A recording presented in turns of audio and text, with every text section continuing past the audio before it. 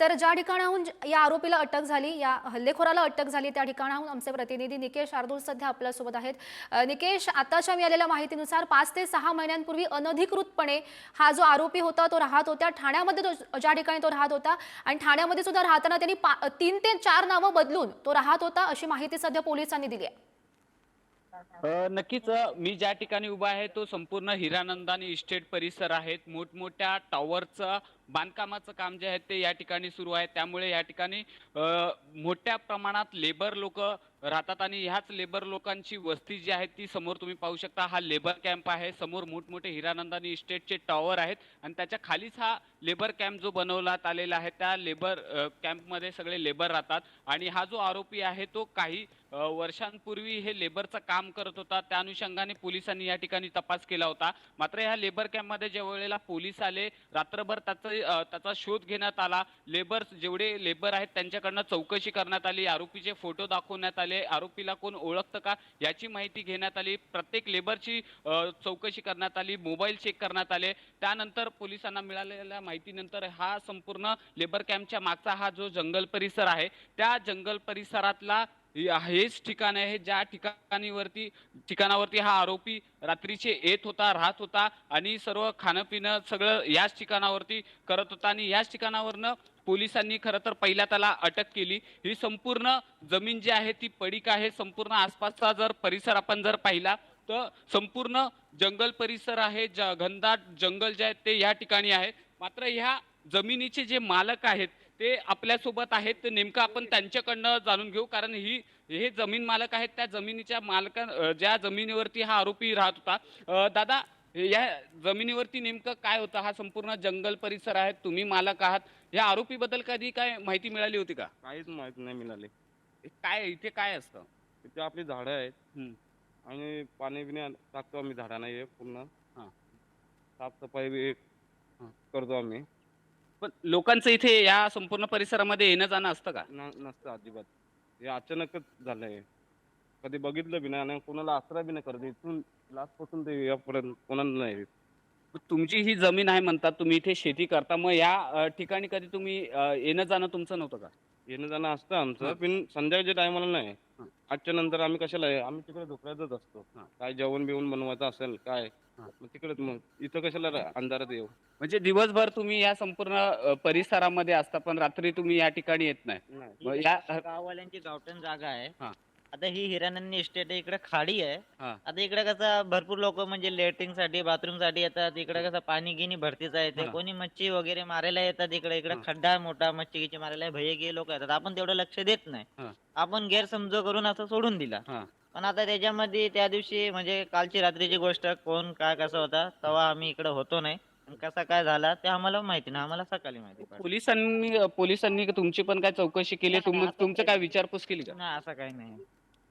नक्कीच जंगलामध्ये हा आरोपी थांबला होता, लपला होता. ह्या जमिनीचे ते मालक आहेत. त्यांच्या म्हणण्यानुसार दिवसभर ह्या संपूर्ण जंगलाची तपासणी आहेत त्यांच्याकडनं केली आहे. त्यांची झाडे आहेत, शेती या ठिकाणी आहेत. दिवसभर ते या ठिकाणी शेतीवरती लक्ष ठेवून असतात. मात्र जर अंधार पडलं तर या ठिकाणी कोणीही नसतं आणि खरं तर कदाचित त्याचाच फायदा घेत या आरोपीने या ठिकाणी ठाण मांडून बसला होता आणि या पोलिसांनी फक्त एका मोबाईलच्या टॉवरच्या माध्यमातून याच ठिकाणी आरोपीच्या मुसक्या ज्या आहेत त्या आढळलेल्या पाहायला मिळतात.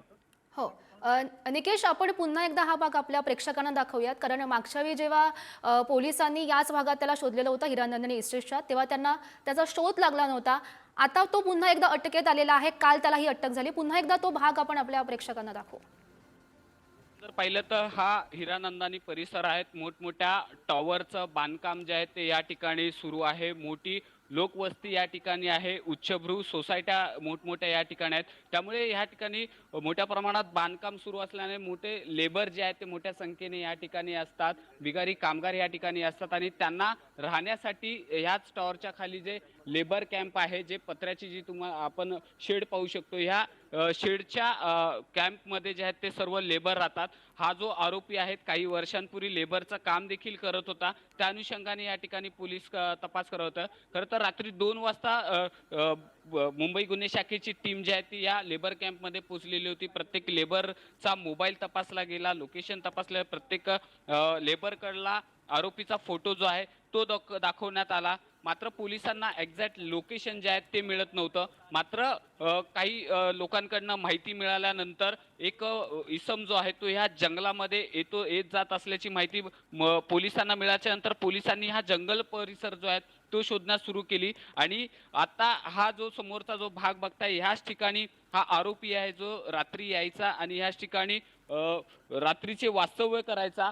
पण जेव्हा सकाळ व्हायची उजाडल्याच्या नंतर हा आरोपी या ठिकाणाहून निघून जायचा आणि जसं अंधार पडायचा तर त्याच अंधाराचा फायदा घेत हा आरोपी या ठिकाणी वस्तीला राहायचा. आणि हे संपूर्ण जंगल परिसर असल्यामुळे कोणत्याच व्यक्तीला ह्या ठिकाणी येणं जाणं करायला जमत नव्हतं. आणि ह्या आरोपीची माहिती जी आहे ती कोणापर्यंत पोहोचत नव्हती. याच जंगलाचा फायदा घेत गेल्या 3 दिवसांपासून हा आरोपी याच जंगलात असल्याची माहिती देखील समोर आलेली पाहायला मिळते. हो, नक्कीच निकेश. तर सध्याची आपण ही दृश्य पाहतोय, एक्सक्लुझिव्ह अशी पुढारी न्यूजवर दृश्य पाहतोय, ज्या परिसरातून हिरानंदानी इस्टेटच्या ज्या परिसरातून या हल्लेखोराला अटक झाली त्या झाडीतून ती थेट लाईव्ह दृश्य आपण सध्या पुढारी न्यूजवर पाहत होतो. आणि पुन्हा एकदा आमचे प्रतिनिधी रिद्धेश याच्याकडे जाऊयात. रिद्धेश, आपण पाहिलं खरं तर ज्या ठिकाणी ठाण्यामधून त्याला अटक झाली या आरोपीला, त्याच ठाण्यामध्ये तो मागील 5 ते 6 महिन्यांपासून राहत होता अशी माहिती पोलिसांनी दिलेली आहे. अनेक नावं खरं तर त्यांनी बदललेली होती, 3 ते 4 नावं बदलून तो वास्तव्य करत होता खरं तर ठाण्यामध्ये अशी माहिती पोलिसांनी दिली आहे. नक्कीच गौरी, आपण पाहिलं या आरोपीला या अटक करण्याआधी त्याचं नाव आता पोलिसांकडून जी माहिती देण्यात आली की त्याचं नाव मोहम्मद करून जे काही नाव आहे, मात्र त्याच्या आधी त्याचं नाव विजय दास असं त्याच्याकडून जे नाव आहे ते त्याला सांगण्यात आलं होतं. आणि तो ठाण्या परिसरात राहत होता. ठाण्या परिसरामध्ये हिरानंदा हेरिटेज जिथे तो काम देखील करत असल्याची माहिती मिळत आहे. त्याचबरोबर तो ठाण्याच परिसरामध्ये एका हॉटेलमध्ये देखील तो काम करत होता त्याचवेळी. आणि या संपूर्ण कामादरम्यान जेव्हा ते जे हॉटेल असेल किंवा त्या ज्या कन्स्ट्रक्शन साईडवरती काम करत होता तिकडे त्याने त्याची खोटी ओळख दाखवली की त्याचं नाव विजय दास आहे आणि तो वेस्ट बेंगॉल इथून आला आहे. मात्र आता पोलिसांना संशय आहे की हा आरोपी वेस्ट बेंगॉलचा नसून बांगलादेशी आहे. आणि त्या अनुषंगाने पोलिसांची जी पुढील चौकशी आहे, जी पुढील कारवाई आहे ती केली जाणार आहे. दुसरी महत्वाची गोष्ट म्हणजे ज्या ठाण्या परिसरात जिथं त्याला ताब्यात घेण्यात आलं होतं त्या संपूर्ण परिसराची देखील त्याला चांगलीच माहिती होती. 5 ते 6 महिन्यामध्ये त्या संपूर्ण परिसराची त्यांनी माहिती ही त्यांनी एकंदरीत घेऊन ठेवली होती. आणि काल त्याला ताब्यात घेतल्यानंतर पोलिसांनी त्या संपूर्ण परिसराची तपासणी केली असता तेव्हा पोलिसांना त्या परिसरातून एक कोयता देखील सापडला आहे. मात्र महत्वाचा म्हणजे हा कोयता ज्या दिवशी त्यांनी सैफ अली खान यांच्या घरी जेव्हा तो घुसला होता आणि सैफ अली खान यांच्यावरती हल्ला केला होता त्यावेळी त्याच्याकडे बॅग मध्ये पण होती आणि त्या बॅगेमध्ये तो कोयता देखील होता का, असा देखील खूप मोठा प्रश्नचिन्ह एकंदरीत उपस्थित होतो. जर त्या दिवशी त्याच्या बॅगेमध्ये जर तो कोयता असेल तर तो त्या दिवशी नेमकं खरंच चोरीच्या उद्देशाने त्याच्या घरात शिरला होता का कुठल्या दुसऱ्या उद्देशाने त्याच्या घरात शिरला होता, असे अनेक सवाल इकडे एकंदरीत आहे ते उपस्थित होत आहे. महत्वाचा म्हणजे आता थोड्याच वेळामध्ये त्याला आता जो कोर्टामध्ये आहे त्याला हजर केलं जाणार आहे. आणि कोर्टामध्ये हजर केल्यानंतर त्याला किती दिवसाची पोलीस कोठडी ठोठवली जाणार आहे हे देखील पाहणं. पोलिसांकडून अधिक काय माहिती मिळते, आरोपीकडून नेमका काय खुलासा केला जातो हे सुद्धा पाहणं महत्वाचं असेल.